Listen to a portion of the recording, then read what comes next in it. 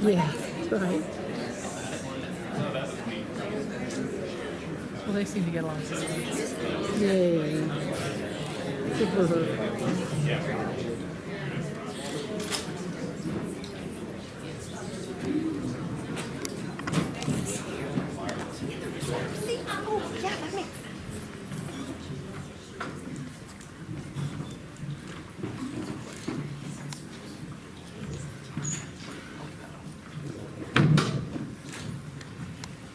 Thanks for the ramp, guys.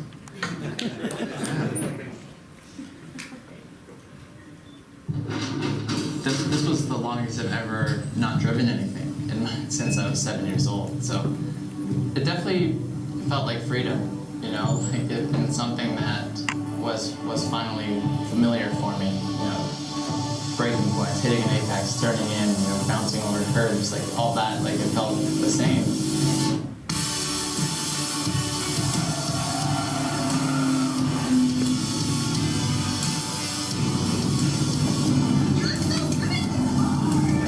It was fun to figure that stuff out, and I'm just really excited to keep this project going and to see where it takes us. You know, and this is just phase one of many.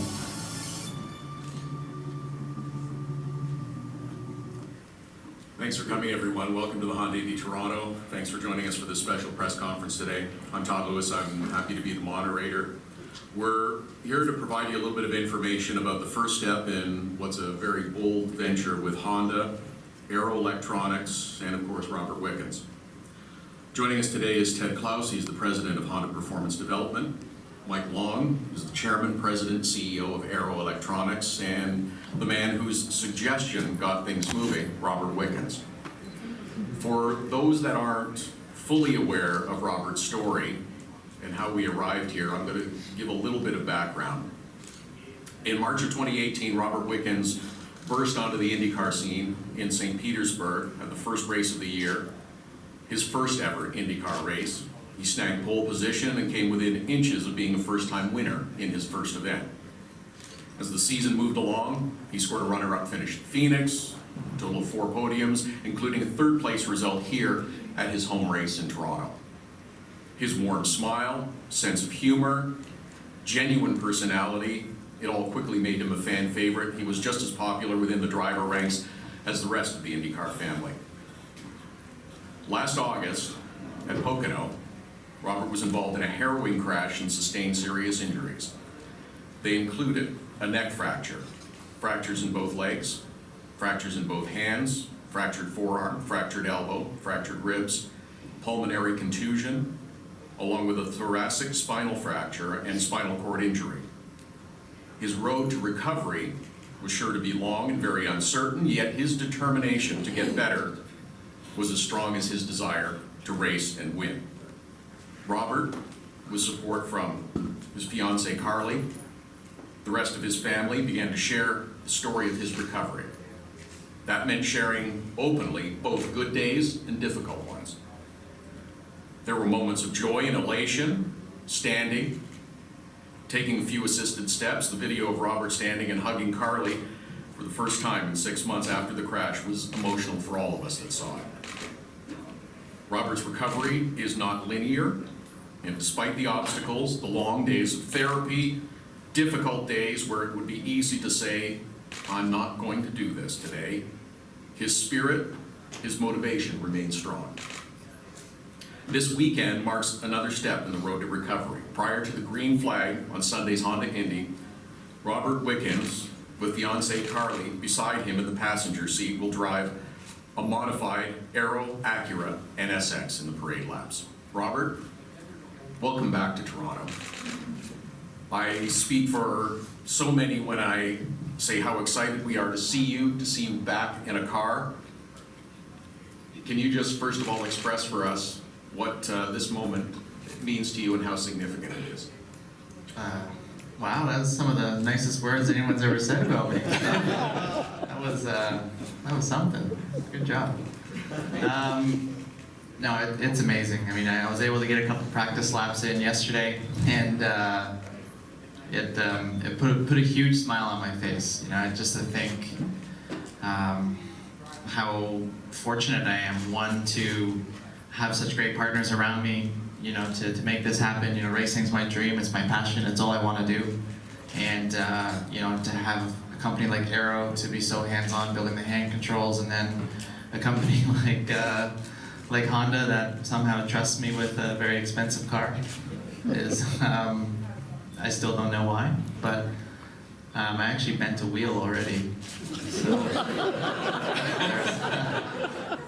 Spend all you want, we'll make more.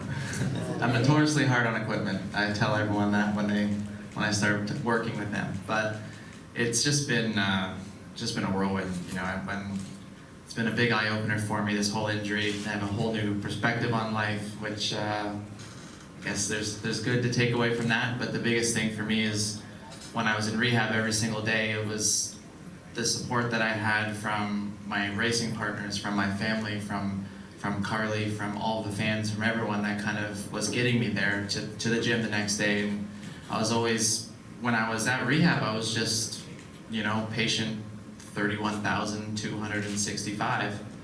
But, you know, and then you get to become friends with these patients and you hear their story, and then like I get back to my place at the end of the day, and I kind of think like, man, I'm so lucky that I have such great support everywhere. And if I'm having a bad day, just like all my fans can just come and pick me up, where everyone else can easily get into this big spiral and get into some depression and everything. And it's just been quite the ride.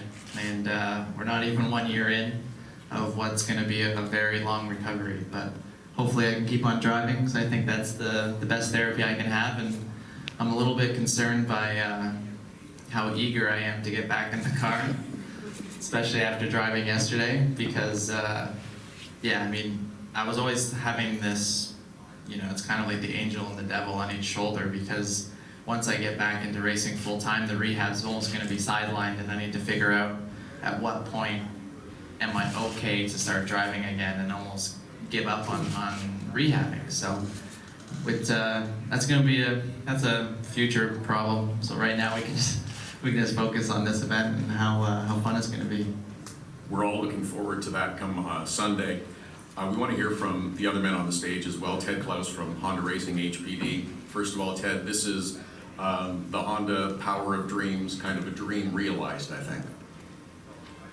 Yeah, I mean, how can you not be inspired by someone who takes life in big bites and little bites, and always looks at the glass half full, not half empty? And so, you know, our founder, Mr. Honda, even though I never met him, he kind of still speaks to me, and I work for Honda from kind of a spiritual, passionate viewpoint, and I think that's how Robbie and those that support him live their lives, and certainly that's how Aero looks at the future.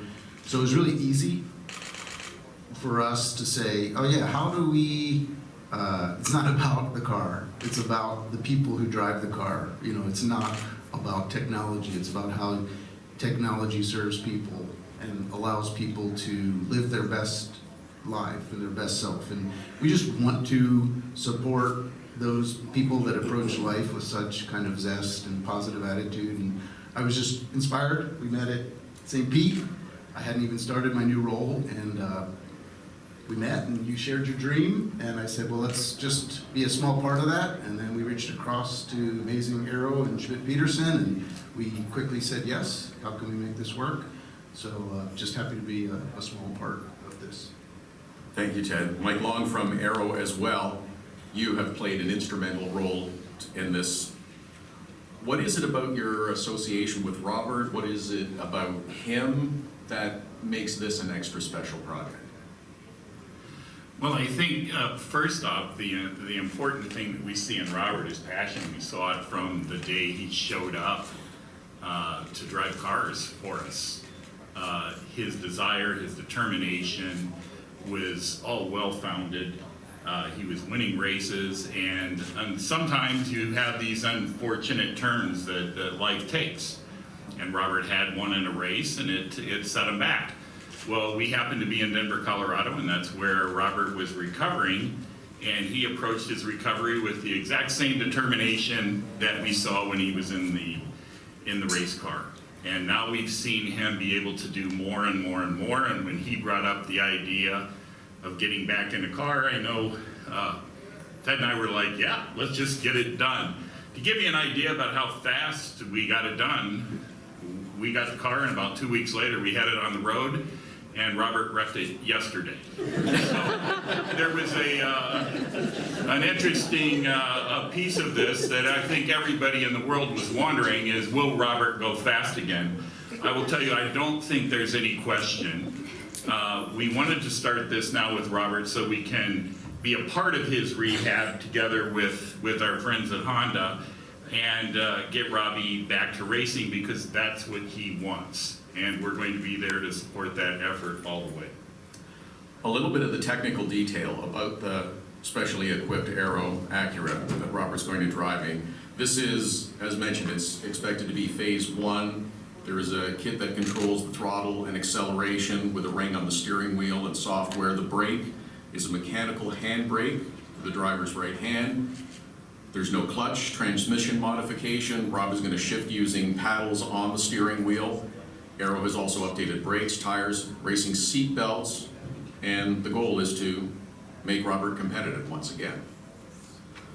This is sort of the brief synopsis of where we are at this point. Now there's going to be lots of questions. We're going to take a few minutes and we'll take your questions. We have microphone runners who are around us in the room. If you have a question, please raise your hand, wait for the microphone, state your affiliation, and ask your question. So if we can run microphones over to Bruce is here. Bruce Martin, NBCSports.com. Robert, for a lot of us who are car people, driving a car itself is liberating. How liberating was the experience? And then I have a follow-up to that. Yeah, I think the most liberating part was, when as soon as I got into the car, got strapped in and like pushed the ring throttle for the first time, and the car started creeping away, and then I just like went full throttle just to kind of see what it would do. And honestly, the car's so good that that was kind of that moment where I'm like, yeah, I missed that, and that was it's one of those situations. Because the thing is, once you've driven an Indy car in anger for a while, it's hard to get excited by a road car, but it worked. It did it, and it was one of those moments where I stayed full throttle for a while, and then I kind of just coasted to kind of just take it all in and then experience it all. And just like I said before, just how grateful I am that Aero could allow me to accelerate a car without using my legs was something pretty special. And when we spoke with you at St. Pete back in March, you talked about trying to spark the nerves in your legs to get them to do that. Has there been any improvement that you can report since then? Yeah, there's always steady progress. It's never. I haven't woken up one day and had this miraculous gain, but I think little by little we're getting there. We're getting a little bit stronger. Well, quite a bit stronger, I would say. But in terms of new nerves firing, it's funny. Sometimes you don't really notice, but something will be moving, and you're like, when did that start moving? I don't remember that. Like a couple months ago, I started gaining some feeling in my abdominal area, and I just kind of one time just itched my stomach and realized that I felt it, but I just didn't realize. I have no idea how long, if it was that day that I noticed it, or if it was been like that for weeks. I don't know. But no, I think luckily I haven't hit that plateau yet. I'm hoping I never will. And if it does, it's years down the road, because there's people that define odds. They always say that nerve regeneration's the first 24 months of a spinal cord injury, but then I know, speaking to a lot of patients from Craig Hospital where I was rehabbing, the fact that people find their biggest gains 4 or 5 years afterwards because they finally start training really hard, or they finally get stronger, and anything's possible with this injury. So I think it's it's not easy, but hopefully we can keep on keeping on. Right here. Question. Right here. Eric Thomas, Raceline Radio Network. theoretically, the system that's in the Acura, and maybe it's a question for all three gentlemen, is this adaptable in an Indy car? I mean, it needs some evolution, obviously, but the basic theory of you controlling the car with your hands as opposed to your feet, is this adaptable? Because I think everybody's thinking that. If you're going to get back in a race car, can this thing be adapted for an Indy car? Well, I'll start with the name Sam Schmidt. You know, it's very adaptable. In fact, what we try to do at Aero is not come up with this complex technology that's not going to be suitable. We're showing off this technology because this technology could be for anybody in the world with Robbie's problem to get back on the road with a car and drive their own life. So that's really what drives us, is try to do good. We will continue to develop this all the way back to the IndyCar for Robert, whatever he may need. And there'll be certain pressures that I'm sure will be put on IndyCar to allow it to happen. And it's no different than golf or other sports where you've seen people with certain handicaps being able to compete with people that don't have them. And we think this is nothing different. So I'm totally convinced we can put Robert back in a car. It will be possible for him to drive, and we won't stop until he gets there. Sorry, I didn't see you there, E.T. Sorry, go ahead on the other side. Rob, so you hadn't been around this paddock for a long time. You haven't been in IndyCar for a while.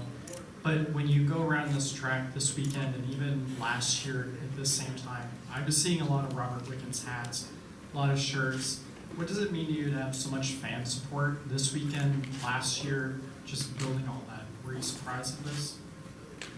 The last two questions, you guys have been like right under the lights, so it's like can't even see you guys. But it's phenomenal. I mean, the support that I got from this race last year was a crazy experience. You know, everyone. When I look back on my season, like this race was the highlight of my year. It wasn't the Indy 500. It wasn't my first podium in Phoenix. It was this one, just because it was my first home race in 12 years, and to get on the podium and to feel a home support again for the first time in so long, it was just incredible. And then to be honest, since I've been back post-injury, every race I've been to has almost had that same atmosphere. Everyone is just so supportive of me and in my recovery to get back. And the IndyCar fans are one of the best in the business, and they're so loyal, they're so passionate. I think, you know, like I touched on before, it's them that really kind of pick me up on my down days. And being here, seeing so many hats and shirts is, you know, it makes me want to get back. You know, I want those guys to have a reason to wear the shirt, not to, you know, make it a pajama shirt or something.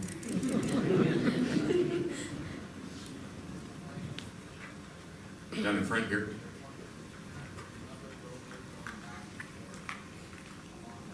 Hello, my name is James Doyle. Now, last year this time, you beat James. And then in the hospital in wheelchairs, you beat James. And now that you're driving the Aero NSX, you're ahead of James. Are you ever going to cut the guy some slack? Are you ever going to at least let him tie with you ever? Well, there's no tying in motorsports. You know what I mean. No. To answer your question, you know, James and I go back a really long time, and it's we've always had that very fun, friendly competition. And I think, you know, there were races last year that he beat me on merit. There's races that I beat him on merit. So I think there's never we never let each other have something easy. Like I think we actually almost crashed with each other here last year on the first lap, but we got through it and it was fine. Right. Robert, can you take us through some of the technical challenges of relearning how to drive with this this new way of you driving? Can you take us through a little bit of technical challenges and how much time have you actually had with the car? So we were able to do a small shakedown up at Canadian Tire Motorsports Park on Wednesday, and then I was able to get 30 minutes on track yesterday afternoon. So total, I'm probably, I'd say 2 hours-ish in the car by now. But so what was the first part of that one? What are the technical challenges? What exactly are you doing? Okay, got it. So basically, with the way the ring throttle operates, you operate it with the thumb and you push it into the steering wheel. And once I got out there on track, there was a lot of problem solving going on that I'm still, to be honest, trying to figure it out, because it's definitely not second nature by any means. But basically, I originally in my head, when I've been thinking about this for hours and hours and hours at night while I was in rehab, was I figured out how to have throttle on one side, brake on another side, and it was very important to me that my hands can't leave the steering wheel in order to drive an NTT Indy car, because of the steering loads and everything without having power steering in this championship. And so I was always thinking I'd have brake on one side, throttle on the other, and then once I got on track, I quickly realized that I need to be able to access throttle with both hands and access brake with both hands, because if you're turning right into a corner, and especially in the tight cockpit of an Indy car, your bottom hand is pretty handcuffed. You don't have that much availability to grab throttle or grab brake if you need to, so you have to use the hand on the top. And so I was constantly switching between left and right hand when I was driving around. And yeah, and then in this car, because like we said, it's just phase one of the program, we have a hand brake on the right hand side.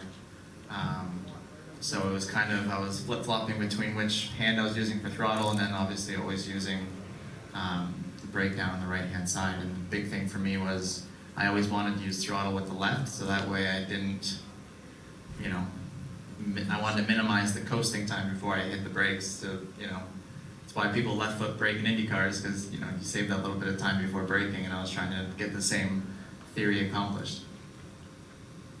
In the back here. Hi, Robert. Matt Cullen from CBC Radio Canada. From what you've shown us over social media, your rehabilitation is long, it's painful, you have a lot of time, I imagine, to think. How much have you thought about what's going to happen on Sunday? Being from Guelph yourself, this is essentially your hometown race. What will it be like for you to be out there and the ovation that you'll get? Yeah, to be honest, I haven't had that much time to think about this one, because it was put together so last minute. I mean, I've had this dream for so long to get back, and this was the target, was to get the car ready for Toronto. And it was only fitting that it's the Honda Indy of Toronto, and it just, my home race, it was just kind of the perfect fit. But, you know, I'm always the person that until it's in front of me, I'll believe it when I see it type of thing. And I was trying to keep level-headed in case it didn't happen. I didn't want to be disappointed. But, you know, it's just going to be amazing. You know, I don't fully know what to expect, you know, because I think I've obviously never been in that position. I've never been one of the cars in the parade lap. I've always been, you know, the race car in the parade lap and not really paying attention to what goes on. I've never had a passenger in a car for a start of a race, so that's something else that's a little new. So honestly, it's going to be incredible. If it's anything what the fans showed me today or what they've been showing me for months over social media, it's going to be a really cool sight. Back corner over here. Dylan Chenye, SR Motorsport. Robert, obviously Sam Schmidt may have some unique experience and understanding of sort of what you've been going through over the last year or so. I'm curious if you could just talk about the relationship that exists between you and the support you've received from him. Yeah, I mean, Sam has been, you know, he's been a great person to have in my corner through this whole thing. You know, I think he was very helpful at the beginning stages of the injury, kind of helping my family with anything we needed at the start, you know. And once we were put into the hospital, I wasn't part of it. I was already sleeping. But when they, you know, he was ensuring us that we had good doctors, and once we got to the rehab phases later on, he kind of was really in depth with what rehab facility would be possibly the best one to go to with my condition. And it was, you know, he was just always helping in those kind of ways. And then once we got into the actual rehab of it, you know, our injuries are so different, although it's a spinal cord injury, you know, and we just couldn't really relate that much from that point onwards. But he was a great help at the beginning for sure. I might want to add to that, because Sam is supposed to be here today, also at this event, And Robbie, he said to me this morning that he still thinks he's the better driver and is just waiting for you to accept his challenge for a race. Well, I challenged him to a wheelchair race and he turned it down, so I think the ball's in his court. Another one over here. Ted, tell us why select the NSX? Honda makes an Acura make a wide variety of vehicles. Why'd you pick that one? Well, I was the chief engineer of that project, so I just said, yeah, let's use that one. But, you know, just a little deeper, it's just, it's an amazing forward-looking product or a forward-looking platform. It is a electrified vehicle, so it has interesting opportunities, I think, to be responsive as we move forward to some of these next steps. And, you know, it doesn't matter whether it's an electric motor or an internal combustion motor, it really doesn't matter. But I do hope that as Robbie really enjoys relearning how to control a car with his hands, I'm sure he's going to realize he's just using different parts of his brain and his body. You know, this man-machine, you know, woman-machine challenge, it's just amazing. And I hope very soon you'll realize that, oh wow, there's like another layer to this onion and another layer to this onion. So, I mean, he's sitting in between us and he's going to be doing that on the control side, but then he's going to start to feel the underlying vehicle dynamics and be excited about that. So I just thought it was a great platform for him to do what he wants to do. Again, it's his desire to get back and be relevant and to grow and challenge himself. And I think what you're going to realize really quick with a little more time in the car, there's just a lot of stuff going on that you can access once you get comfortable with those hand controls. It's just going to be neat to see you peel that onion and cry a little bit along the way. Bruce Mark, NBCSports.com. You told us in March that you're going to dance at your wedding. How close are you to being able to do that? I haven't practiced since March. We'll see. I mean, I'll definitely, I think like I said in March, I can confidently say I'll be able to stand there. And then jokingly, like, that wouldn't have been much different than if I wasn't in the first place. No, I mean, hopefully we can sway a little bit. You know, she might have to take the lead. I'll just drag behind her, but we'll figure something out. Up here, in the lights again. How many parade laps are they going to give you, Rob? Do you know? So I think I'm doing, well, technically, so you go past the start-finish line once. So it'll be out of the pits, then once past the start-finish line, and then I'll come into the pit lane. So They're going to flag you in. Are you coming in? No, you're not, are you? I may nor confirm nor deny. I'm trying to figure out what the penalty would be if I just kept going. Depends on how much fuel is in the car. We got one more here and then one more after that, final two.